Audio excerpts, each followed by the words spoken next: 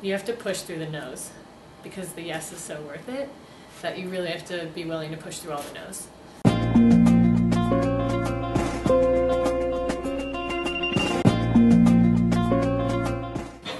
My dad said I danced before I walked, so to be honest, somewhere between 2 and 3 they put me in like creative movement, ballet, tap, jazz classes, you know, but as much as you do as a 2-year-old.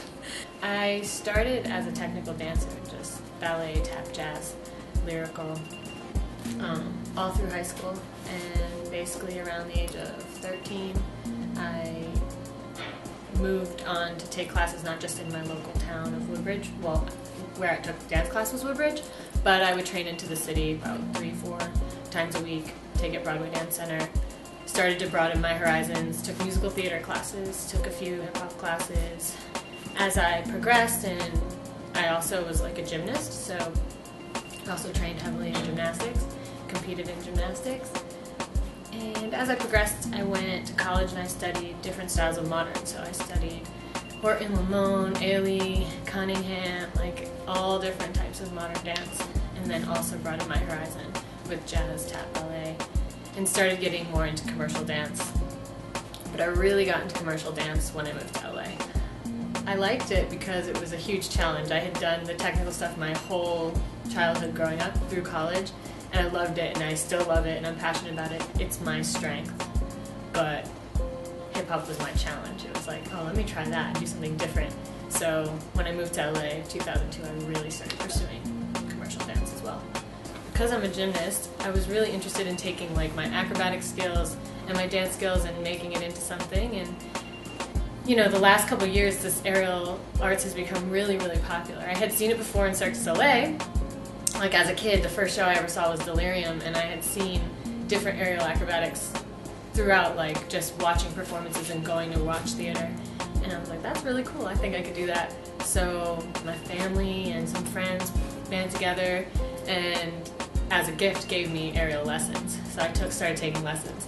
I really got into it. I really liked the silks the most at the time.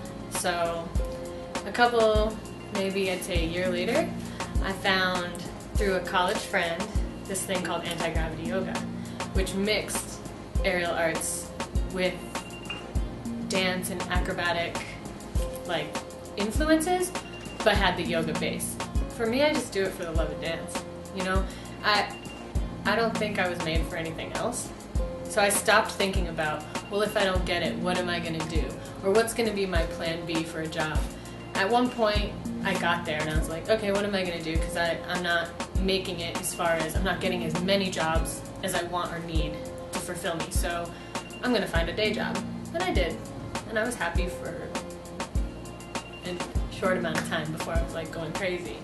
And in the end, you just have to stop thinking about what am I going to do if I don't make it, and just realize that you are going to make it. And what drives me is just that I love to do it.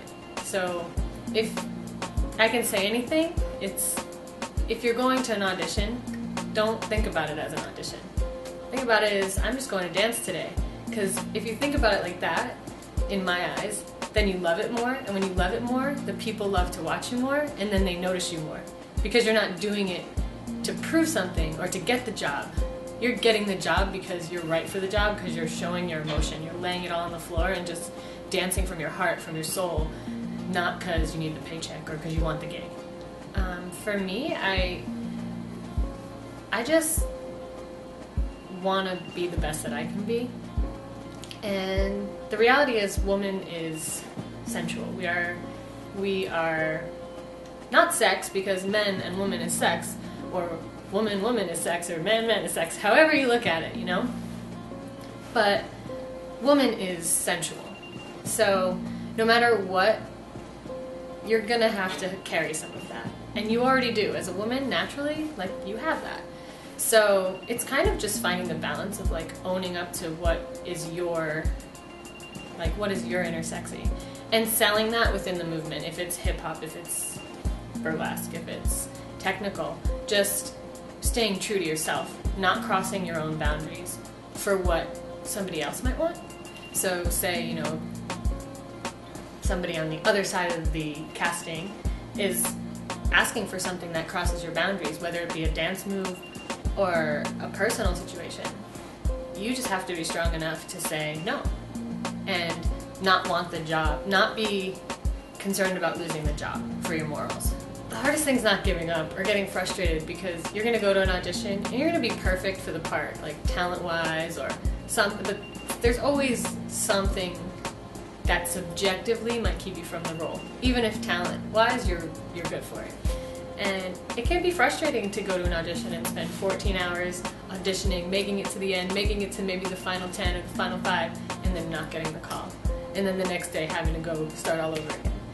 It's tiring, and I think more than anything, like that's what you have to push through.